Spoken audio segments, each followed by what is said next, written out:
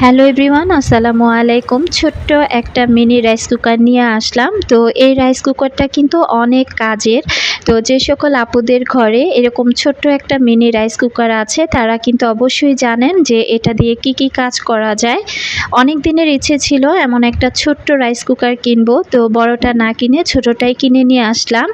তো এটার মধ্যে কিন্তু চা বানানো যাবে, আলু সিদ্ধ করা যাবে, যে কোনো জিনিস সেদ্ধর কাজটাও হবে, চা বানানো যাবে, তবে ভাত রান্না করা যাবে না। আর যাদের ঘরে ছোট বাচ্চা আছে তাদের জন্য তো আরও হেল্পফুল একটা জিনিস বলতে পারেন।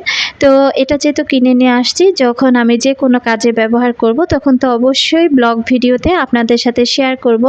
আপনারা বলবেন তো এই মিনি রাইস কুকারটা কেমন হয়েছে।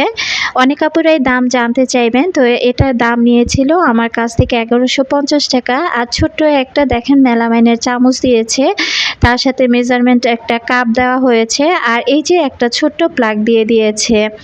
আর এটা ছিল সুইচ বাটন। তো আশা করছি মিনি রাইস কুকারটা আমার সাথে আমার আপুদেরও বেশ পছন্দ হবে। উপরে যে ছিদ্র করা অংশটা দেখতে পাচ্ছেন, এটার মধ্যে কিন্তু অনেক কিছু স্ট্রিমও করা যাবে। তো যাই হোক, আমার খুব শখের একটা জিনিস কিনে নিয়ে আসছি। আজকে এ পর্যন্ত।